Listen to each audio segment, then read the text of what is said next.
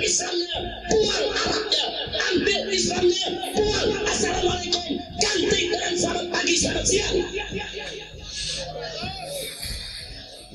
Kalau di Purwakarta diganti dengan Sampurasun.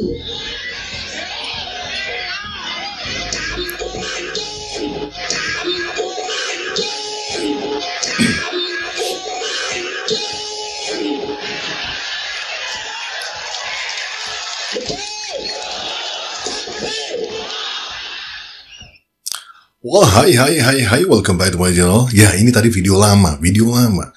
Tapi gue angkat ini sebagai reminder saja. Dan kebetulan gue dapat satu video yang katanya video ini mengcounter, atau paling tidak melihat sisi KDM ketika bercerita tentang latar belakang, tradisi, dan juga agama di sini kan. Kita tahu ilmu KDM dalam hal agama pun gak cetek-cetek banget cuy. Dan gue juga baru tahu dia adalah santri ya, sempat santrinya Abah Anom di Suryalaya ya. Itu pun gue tahu dari penontonnya. Dan kenapa angkat ini? Kalau kita lihat sepak terjangnya KDM untuk Jawa Barat khususnya, ini kan sudah banyak menarik perhatian ya, dan juga membuat beberapa orang merasa insecure ya dengan kebijakan-kebijakannya dia. Muncul udah dari mana? Dari Komnas Anak, Perempuan, DPR, partai, dan ada juga yang dari sisi agama juga gitu kan. Nah, ini adalah warning ya buat kita semua untuk semakin pintar juga menyikapi, dan apakah kita masih mau diperalat dengan politik-politik agama tadi yang berbalut dengan agama gitu. Ataukah kita udah semakin pintar untuk memilih dan melihat mana pemimpin yang benar-benar dirasakan kehadirannya, manfaatnya untuk rakyat. Saat ini, gue sih merasa KDM adalah salah satu ya. Mungkin dia tidak sesempurna apa yang kita inginkan. Kembali lagi, KDM juga hanya manusia, dan juga dia mengakui bahwa dia cuma manusia biasa. Pasti banyak salahnya dan sebagainya. Tapi untuk selevel KDM merupakan hadiah yang terindah menurut gue untuk Jawa Barat ya, kita memiliki beliau. Dan mudah-mudahan bisa dirasakan oleh seluruh masyarakat Indonesia nanti ke depannya. Well, ini ada satu pidato yang disiapkan yang tadi gue bilang ya. Kadang mencoba menjelaskan terkait dengan tradisi, agama, dan sebagainya. Kita lihat nih bagaimana penyampaian-penyampaian dia yang selalu hangat dan selalu banyak petuah jitunya. So, with no further ado, let's jump.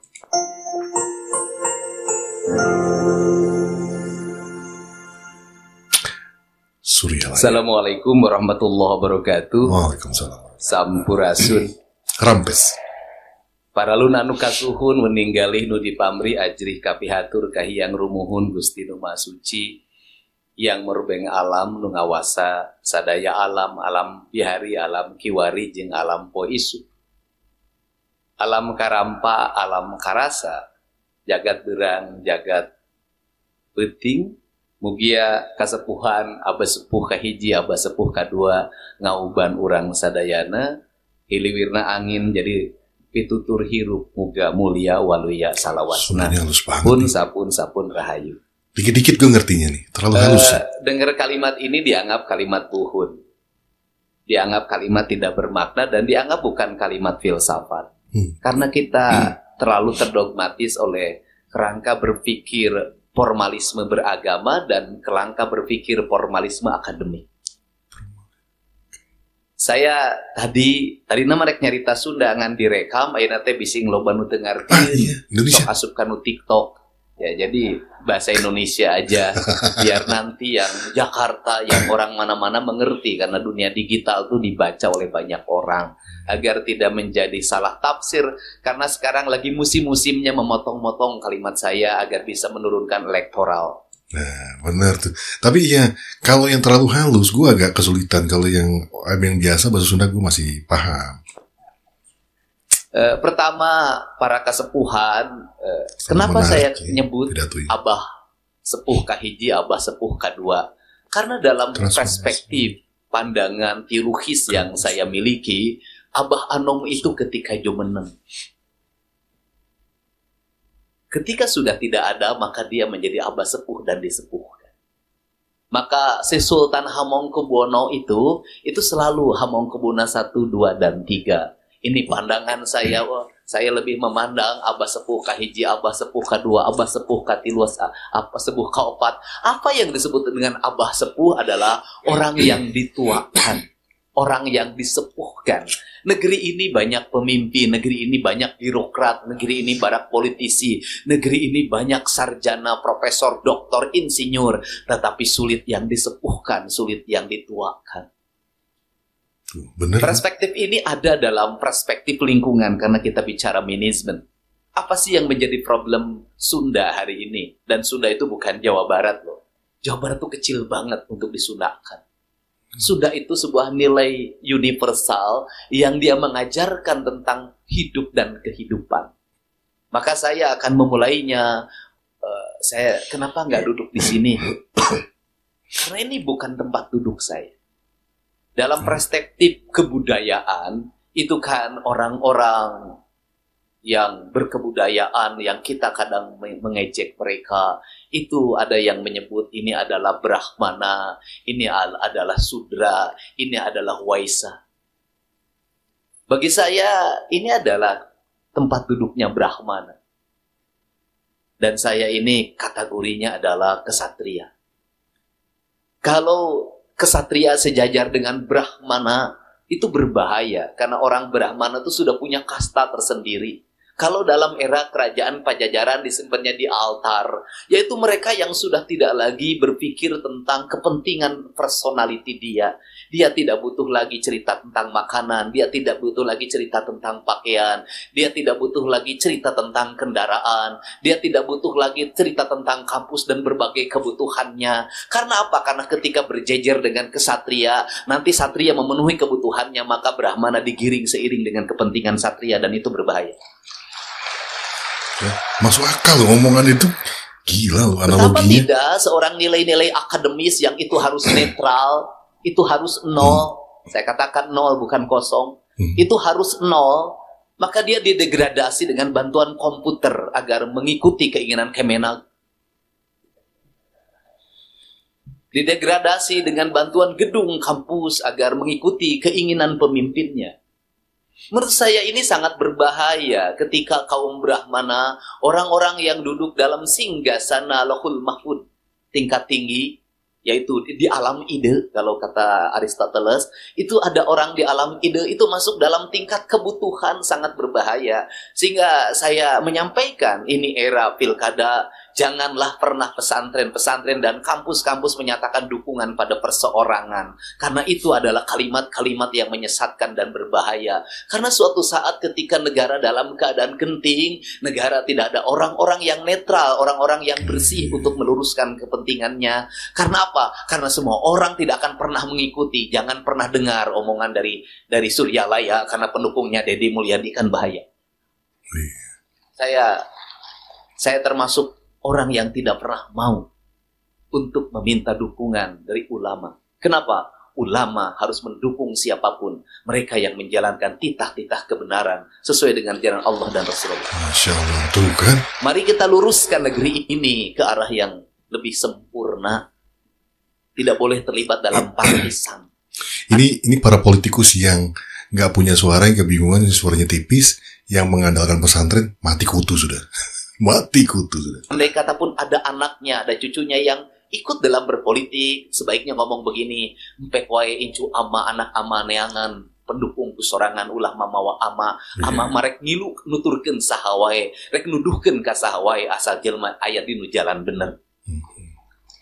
Cari suara sendiri. Nih cara saya hari ini. Makanya kalau ciri-ciri pemilu itu gampang. Makin banyak orang datang ke pesantren, itulah akan menjelang pemilu. Dan di situ dijanjikan nanti akan dibangun gedung ini, dibangun gedung kini. Bangunkeun we da anggaran negara, da kewajibanana atuh eta mah geus tong dihubungkeun jeung dukungan jeung pilihan. Enggak usah. Rada gaya urang ngomong. Iya kan gak mungkin bangun pakai duit sendiri kan pembangunan. Emang udah ada pembangunan, sudah ada anggaran, bener lagi. Wah. mati tuh orang-orang yang Nah, janji-janji. kemudian yang keduanya adalah saya ingin bercerita tentang sedih saya. Bagi saya orang yang mungkin tidak terlibat dalam sebuah organisasi di Suryalaya, tetapi saya selalu memahami bahwa ruh orang-orang soleh itu tidak akan pernah dibatasi oleh organisasi TKN. Ruh itu tidak ada struktur jabatannya. Bagi saya, ruh itu akan selalu dekat dengan orang-orang yang dalam dirinya ada kalbu yang terbuka untuk dihinggapi. Saya kalau masuk TKN, air mata saya selalu jatuh. Kenapa? Karena tempat ini, walaupun sederhana, itu memancarkan aura spiritual. Bukan aura ritual. Aura spiritual itu terpancar dan selalu masuk dalam relung hati saya. Bahwa gerak balik ujang, gerak balik ujang. Makanya kalimat manajemen awal saya itu tadi adalah alam bihari, alam kiwari, alam poe isuk. Alam bihari, alam kiwari, alam poe isuk itu apa? Alam bihari, alam kiwari, alam poe isuk itu bagi saya itu adalah satu kesatuan alam, bukan alam yang terpisah. Karena itu satu kesatuan alam, maka setiap manusia itu dalam setiap waktu dia harus mendialogkan dirinya dengan alam birahinya, alam biharinya, bukan alam birahinya. Karena saya tidak lagi birahi sekarang. Ini sering dibawakan loh ini. Alam biharinya, bagaimana manusia tidak mendialogkan dengan alam biharinya? Dia tidak akan pernah bertemu dengan pemilik kebirahian. Dia akan bertemu dengan pemilik alam asalnya. Maka alam asal itu orang Sunda menyebutnya adalah mulih kajati mulang ka asal. Mulih kajati mulang ka asal itu selalu dimaknai sebuah kematian. Dalam perspektif saya adalah mulih kajati mulang ka asal adalah orang yang kembali pada jati dirinya. Siapa dia, lagi di mana dan akan kemana. Maka kemanapun dia pergi, dia tidak akan pernah jauh dari alam asalnya. Alam asal spiritual orang Sunda itu tidak akan terlepas dari alam asal spiritualnya Abah. Itu alam asalnya. Ari Abah teh saha? Eta mah jirimna. Anu boga jirim sa, nu boga asalna. Maka bagi saya kemursidan itu bukan formalisme. Bagi saya masuk ke dalam alam kemursidan itu bukan formalisme. Ketika kemursidan menjadi formalisme itu berbahaya. Banyak orang-orang yang menjadikan baju-baju kemursidan menjadi baju-baju untuk menutupi dirinya. Berlindung di balik jubah, Ini pakaian-pakaian. berbahaya. Sama dengan reformasi ketika zaman Pak Harto, asal masuk partai baru maka menjadi partai, maka dia menjadi seorang reformis, padahal itu lagi cuci gudang. Karena alam kemursidan itu alam bawah sadar. Karena alam bawah sadar itulah alam kesadaran. Karena alam kesadaran, maka alamnya alam mahabbah. Maka alam mahabbah ada dua tingkatan dalam pemandangan saya itu. Yang pertama adalah ada kalimat orang Sunda secara teologis. Kalau orang Sunda dianggap kafir, orang Sunda dianggap musyrik, orang Sunda itu dianggap bertentangan dengan prinsip-prinsip keislaman. Gerang ngaraji atau ujang kajero ulang ngalajina keluar. Lamun karajina keluar mal pernah jadi orok, no jadi orok maka jero. Yang keluar tuh masturbasi itu onani namanya. Lamun hayang jadi maka jero. Karena kajero orang Sunda itu kalimat awal dirinya saja sudah menamakan diri jisim kuring. Ini manajemen tuh nanti akhirnya pada industri profesionalis. Soft skill katanya Pak Undang mah bilang. Naon aing mah teu ngarti itu. Jisim kuring itu ada 3 penggalan kalimat. Yang pertama adalah ada jirim. Ini badan kita. Lamun cek Kang Asep mah itu juru khutbah abdi itu. Awak sakujur. Awak sakujur itu orang Sunda. Itu bayangin. Nggak ada di bahasa Indonesia yang seperti ini. Tiluhur sausap rambut, dihandap sahibas dampal. Bayangin, meletakkan diri dalam kerangka kesucian diri. Bagaimana rambut? Sausap rambut. Kalau sausap rambut, ulah ngece orang Sunda teu wudu sia. Orang Sunda mah teu dititah ge tiba heula teu kudu didalilan sia urang Sunda mah teu kudu didalilan. Sudah masuk alam sadar. Jadi jelema nu didalilan eta jelema nu can sadar. Jangan sombong ketika kita maunya ieu dalilna ari sia. Kunaon kudu didalilan? Apa geus alam kesadaran mah geus teu nempok geus teu ngareungeut teu ngangse rep sidakap sinuku tunggal tangan loro dadia tunggal ana awas boten awas ana ambung boten ambung ati ngait mana menta menekung ka nu Maha Agung ngabrantang ka nu Makasa mudas medi kayang widi rek naon sia. Wah, enggak nyampe unggul. Rek puasa 30 poe ge agulna naudzubillah. Saur diumumkeun kudu make TV. Udang dihudangkeun kudu make speaker meni ganeng di bedug. Can kasadaran udang geus dihudangkeun. Ungah poe ngadaguan magrib nungguan adzan. Nah, buka di tarungguan. Berarti kan masih masuk dalam alam ragawi. Bukan alam rohani. Kalau sudah masuk alam rohani, geus mau nungguan sahur, mau nungguan buka. Kunaon kudu ditungguan dangke ge datang sorangan. Gila yang punya. Yang jadi kasurupan gitu. Gue mau nyatet ketinggalan banyak. Rambut dihandap saibas dampal. Kemudian cara mandinya kumaha orang Sunda telem. Hah? Kumaha sih? Telem. Geus teu kudu diajarkeun deui. Mandi kudu kieu, teu kudu telem. Ai telem apa nu kabaseuhan kabeh dilelepkeun dirina dilelepkeun telem tah. Oh, nyelam. Tareulem atuh lamun ngaku kaum spiritualitas tong amul-amulan wae geura telem. Lamun amul-amulan kabeh nu teuleumna saha? Sabab engke hiji waktu urang butuh jelema nu keur teuleum bakal dipenta ucapanana jeung panitahna. Sabab nu amul-amulan mah ngadengena ge unggal poe bosen. Ya ngomong berulang-ulang mah geus lain jampe ngaranna. Eta mah sastra.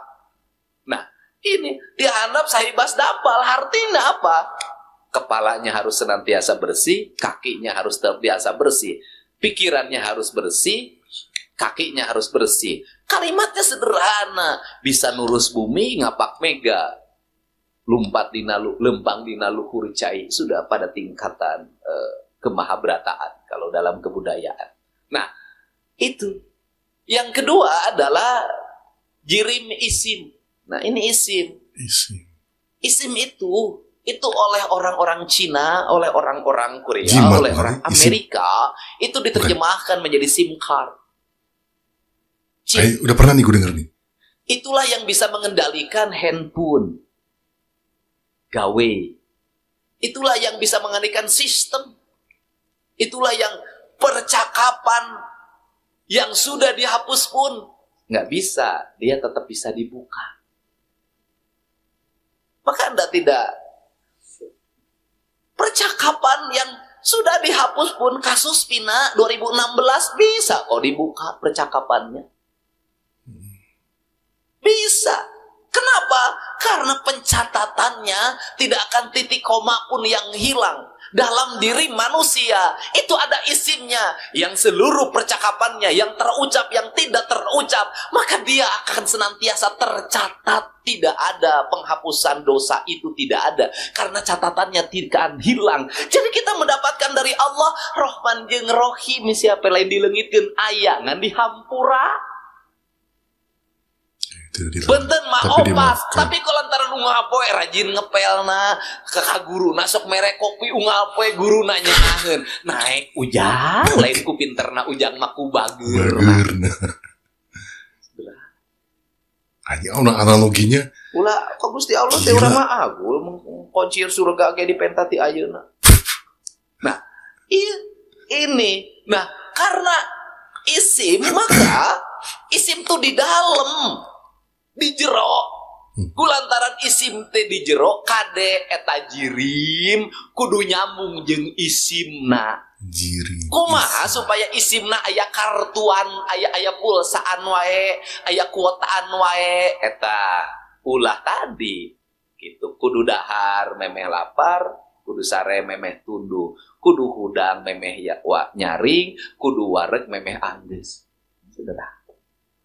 Cek orang Sunda mah, ya barudak saya mahasiswa. Sunda lagi. Sederhana. Nggak Anda belajar kesuksesan, Anda baca buku manajemen 70 nggak akan sukses. Taruhan saya. Mohal saya teh. Paling bisa ke hafalan akademik. Gampang. Hayang kunci sukses soft skill. Ya kan? Attitude, budi pekerti. Jirim, isim. Apa itu? Ki atau kalimat nate sederhana. Ujang moal menang perah lamun teu peurih, sing kuru cileuh kentel peuci. Sederhana. Ai Dedi Mulyadi kikieu na sok maca buku Tara. Lieur. Terus nu kadua na emang rumus hirupna kumaha da tiba heula ukur kitu we kuru cileuh kentel peujit mantake nanya ka batur Kang Dedi badannya ideal terus na nya heuh apan kuru cileuh kentel peujit ngurangan sare ngurangan dahar eta kunci kesuksesan. Jadi tukang dagang kunaon urang Sunda teu maju-maju dagang nanti siga urang Cina agul ku payung butut. Kajenting tekor asal sohor karek boga proyek PL 200 juta penunjukan ti Pendang geus nyandung kawin lagi kumaha beras karek boga pagawean 100-200 juta geus nganyuk mobil motor geus diganti gaya urang Cina tingali dahar bubur sia can toko 7 mah tipe ting teh hudang mikir gaya dilakeun jadi urang Sunda kunaon hese berhasilna robah graminismena abah kolot urang geus ngajarkeun eta heula sing keyeng asal keyeng tantu pareng feminisme tong luhur-luhur asal keyeng gawean geus ulah ngomong gawean leutik jeung gede nu gede. Iya bener ya kalau orang kita baru dapat berapa langsung hawanya udah pengen wah beli mobil beli ini. Tapi yang orang Cina, ya mohon maaf, ya mereka punya toko aja pakaian, mohon maaf ya, kadang ada yang suka gue juga pakai kaos kutang aja. Maksudnya dari cara berpakaian itu mereka sederhana aja, biasa aja. Padahal pemasukan dari usahanya gede cuy. Gede, teh tinu leutik heula. Dimimitian tinu leutik heula kabeh perkara teh tinu leutik heula. Nah jarum dijieun ku Cina, kesleting dijieun ku Cina. Nu leutik wae dicokot ku Cina. Ulah nyalakeun Cina da sia mah sok nu leutik wae teu wani ngagawean da hayang langsung nu gede ujug-ujug we hayang jadi anggota DPR RI kabupaten heula atuh.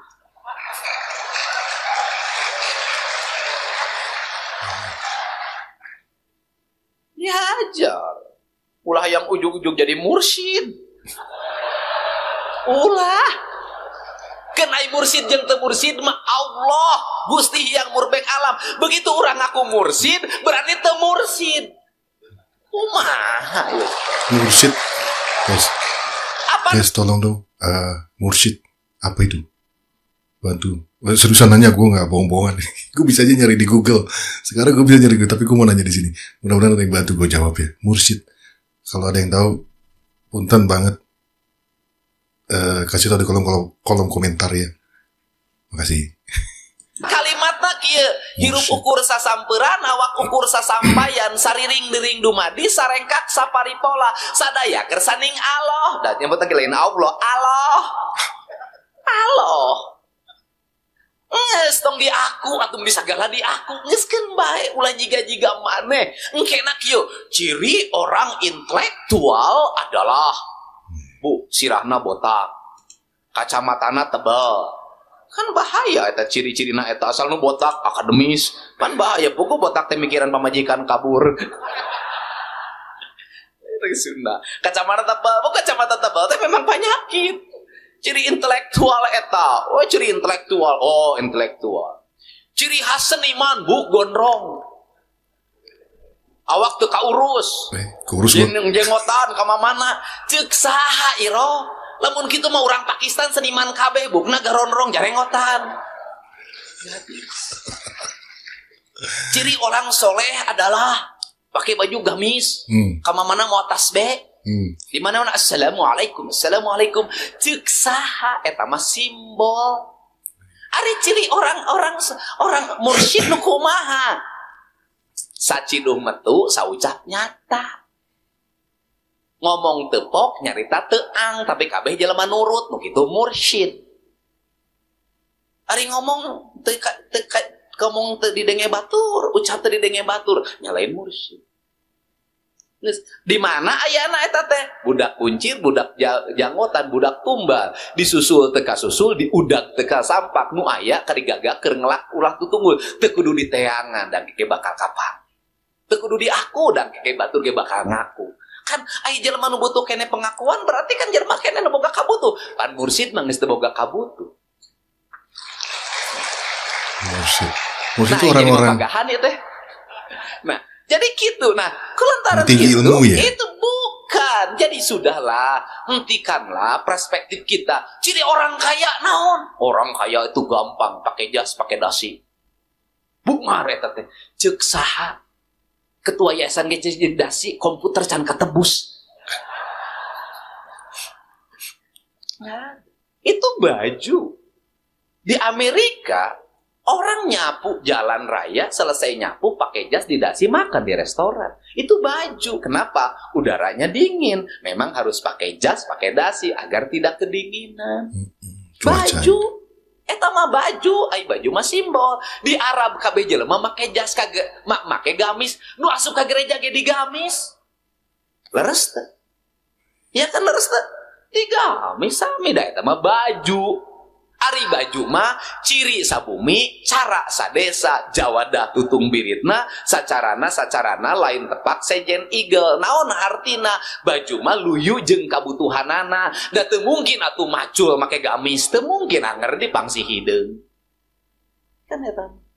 Teu mungkin atuh ngojek make gamis, atuh meureun ka eta kamu jari-jari, kan teu mungkin. Luyu jeung kabutuhanana salat nganggo gamis kanggo husu mangga eta mah teu sawios, eta mah urusan pribadi masing-masing. Ulah sok ngagegereuh baju batur. Sabab can tangtu baju eta mahi di baju maneh. Gitu.